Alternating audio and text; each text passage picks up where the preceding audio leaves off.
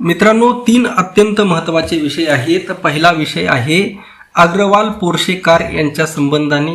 दुसरा विषय आहे माननीय प्रकाश आंबेडकर साहेब यांच्या अनुषंगाने. आणि तिसरा विषय आहे एकनाथ शिंदे यांच्या अनुषंगाने.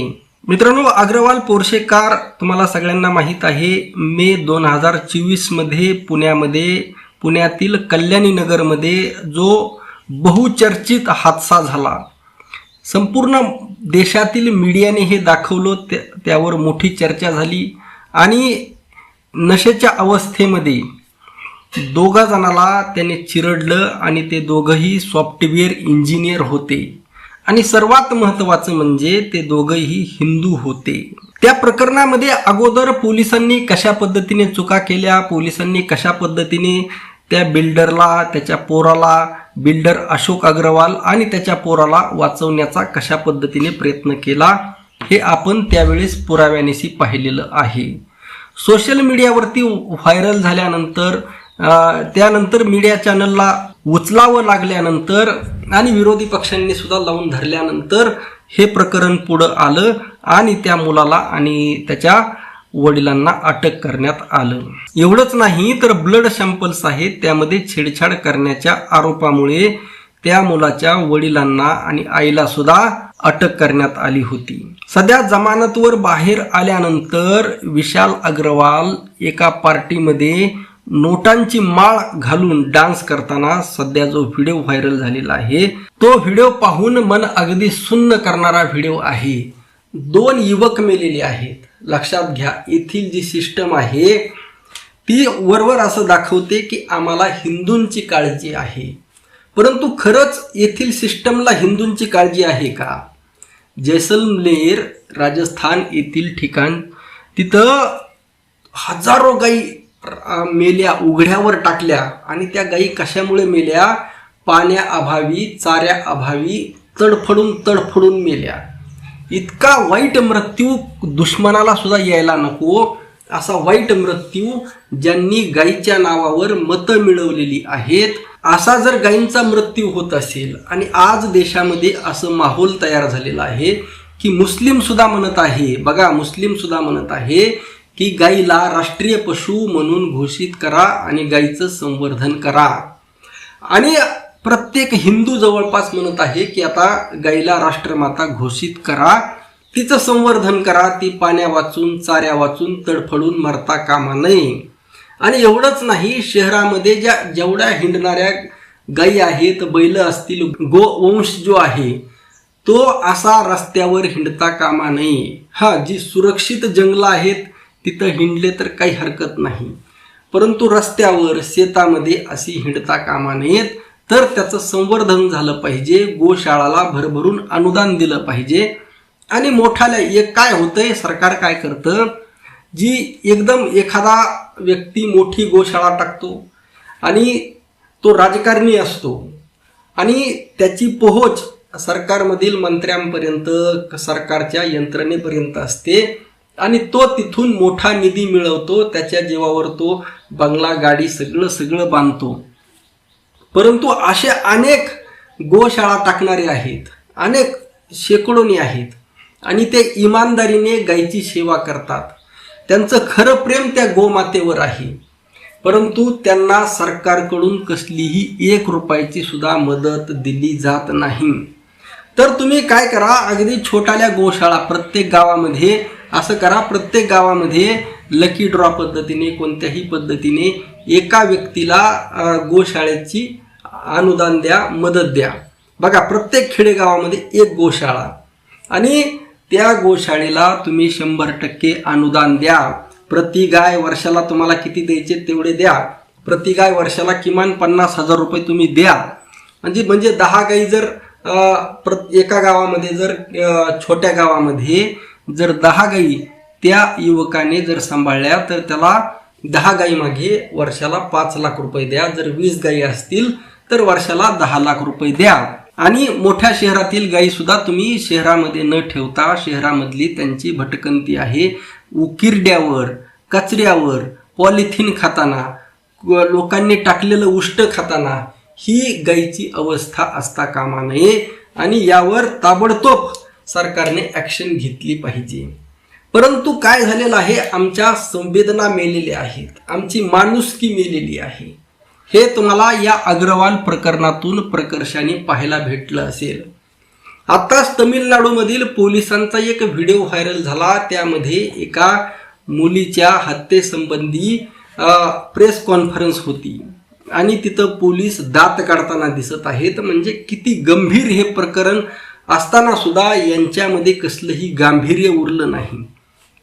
लोक संवेदनाहीन झालेली आहेत, नीतिमूल्य उरलेली नाहीत. लक्षात ठेवा, याचाच अर्थ धर्म उरलेला नाही. म्हणजे तुम्ही ज्याला धर्म म्हणता, धर्म करता, खरं तर हा अधर्माचा बाजार आहे, पाखंडाचा बाजार भरलेला आहे. त्या गायी पाहून जर सरकारचं हृदय कळवळत नसेल, आता नसरापूरचं जे प्रकरण झालं ते पाहून सुद्धा काय झालं, काय त्याच्यानंतर सुद्धा तशी अनेक प्रकरणं घडली. मीडियाने ती दाखवली नाही, प्रकर्षाने उचलली नाहीत. कारण लोकांना फक्त राजकारण एवढंच डोक्यामध्ये बसलेलं आहे. म्हणजे मुली सुरक्षित नाहीत, महिला सुरक्षित नाहीत, गायी सुरक्षित नाहीत. आणि समाजामध्ये जो भ्रष्टाचार करील, जो सगळ्यात मोठा आरोपी आहे, त्याला प्रतिष्ठा प्राप्त झालेली आहे. एखादा समारंभ असेल, सोहळा असेल, कार्यक्रम असेल, त्या कार्यक्रमामध्ये जो जितका मोठा भ्रष्टाचार करणारा तितका प्रमुख पाहुणा, प्रमुख अतिथी, सन्माननीय व्यक्ती, अशी परिस्थिती समाजामध्ये आहे. आणि त्यामुळे बघा, आणि जो गुन्हेगार आहे त्याला प्रतिष्ठा निर्माण झालेली आहे आणि त्यामुळे समाज व्यवस्था लयाला गेलेली आहे. आणि दुसरं मित्रांनो, एकनाथ शिंदे, लक्षात घ्या, एकनाथ शिंदेंना परत मुख्यमंत्री होण्याची स्वप्न पडत आहेत. परंतु देवेंद्र फडणवीस त्यांची ही स्वप्ने कदापिही पूर्ण होऊ देणार नाहीत. अशोक खरात प्रकरणामध्ये एकनाथ शिंदे तुम्हाला माहीत आहेत की बॅकफूटवर गेले होते आणि परत आता एकनाथ शिंदे हळूहळू अशोक प्रकरण निवळल्यानंतर एकनाथ शिंदे यांना असं वाटायला लागलेलं आहे की मी परत आता मुख्यमंत्री होऊ शकतो. परंतु देवेंद्र फडणवीस किंवा भारतीय जनता पार्टी त्यांना कदापिही मुख्यमंत्री बनू देणार नाही. आणि कोणीही जरी बनलं, एकनाथ शिंदे बनो किंवा देवेंद्र फडणवीस, दोघही एकाच नाण्याच्या दोन बाजू आहेत. लक्षात घ्या, दोघही विषमतावादाचे समर्थक आहेत, दोघही मनुवादी व्यवस्थेचे समर्थक आहेत. त्यामुळे सर्वसामान्य लोकांच्या जीवनामध्ये येथील जी सामाजिक रचना आहे, येथील जी पाखंडाची रचना आहे, येथील जी अधर्माची रचना आहे, दोघही अधर्माचे समर्थक आहेत, दोघही पाखंडाचे समर्थक आहेत, दोघही धर्माच्या विरोधामध्ये, जो वारकरी साधू संतांचा जो अस्सल धर्म आहे त्याच्या विरोधामध्ये आचरण करणारे आहेत. दोघही असत्याच्या बाजूने आहेत, दोघही भोंदूंना साधू म्हणणारे आहेत. भोंदूंची एक मोठी परंपरा आहे ज्यामध्ये बहुमत आहे. हे स्वतः तुकोबारायांनी सांगितलेलं आहे की बहुमत हे भोंदूंच्या बाजूने आहे, बहुसंख्या ही भोंदूंची आहे आणि हे सुद्धा भोंदूंचे समर्थक आहेत. अशातच एकनाथ शिंदे यांनी विधान केलं की नरेंद्र मोदी यांनी 12 वर्षामध्ये एकही भ्रष्टाचार केला नाही. अरे, नोटबंदी सगळ्यात मोठा भ्रष्टाचार होता. असे अनेक भ्रष्टाचार आहेत. त्यामध्ये प्रत्यक्ष नरेंद्र मोदी यांना काही देणं घेणं नसलं तरी त्यांच्या नेतृत्वाखाली गल्लीपासून दिल्लीपर्यंत भ्रष्टाचार सुरू आहे. एकनाथ शिंदे स्वतः तुम्ही किती माया कमवलेली आहे. देवाभाऊ असतील, तुमचे मंत्री असतील, केंद्रातील मंत्री असतील, यांनी बांधलेली आलिशान घरं, आलिशान प्लॉट्स, आलिशान संपत्ती ही कुठून आली? भ्रष्टाचारातूनच आलेली आहे. भ्रष्टाचाराशिवाय, कमिशनशिवाय, टक्केवारीशिवाय एकही सरकारी काम होत नाही. आणि या सर्वांचा ब्लेम मग कोणावर द्यायचा? तर तो नरेंद्र मोदी सरकारवरच. तिसरा विषय मित्रांनो, माननीय प्रकाश आंबेडकर साहेबांनी जे विधान केलं होतं की मागच्या वेळेस कोणीही ज्या वेळेस, बघा देशावर आज आर्थिक संकट आलेलं आहे आणि या आर्थिक संकटाची चाहूल माननीय प्रकाश आंबेडकर साहेबांना लागली होती आणि त्यावेळेस त्यांनी विधान केलं होतं की नरेंद्र मोदी यांना हटवा. त्यांनी भाजप हटवा, सगळं मंत्रिमंडळ बरखास्त करा असं म्हटलेलं नव्हतं, तर नरेंद्र मोदी यांना हटवा म्हणून मागणी केली होती, आंदोलन केलं होतं, मोर्चा खोलला होता आणि आजही ते सुरू आहे. परंतु त्याच वेळेस जर गांभीर्याने त्याकडे पाहून जर नरेंद्र मोदी यांनी राजीनामा दिला असता किंवा नरेंद्र मोदी यांना RSSने हटवलं असतं आणि त्या जागेवर दुसरा प्रधानमंत्री बसवला असता, अगदी नितीन गडकरी ते सुद्धा कशा पद्धतीचे आहेत, फेकूबार आहेत, तरी सुद्धा दगडापेक्षा इटकर मऊ अशा पद्धतीने त्यांना जरी प्रधानमंत्री बनवलं असतं, किंवा आपले देवाभाऊ जे या सगळ्यामध्ये उस्ताद आहेत, देशाला उल्लू बनवण्यामध्ये, खोटं बोलण्यामध्ये, नैतिकतेची सगळी परिमाणे गुंडाळून ठेवण्यामध्ये एकदम नंबर 1 पटाईत आहेत देवाभाऊ, आणि त्यामुळे त्यांना जरी प्रधानमंत्री बनवलं असतं तरी सुद्धा काही हरकत नव्हती.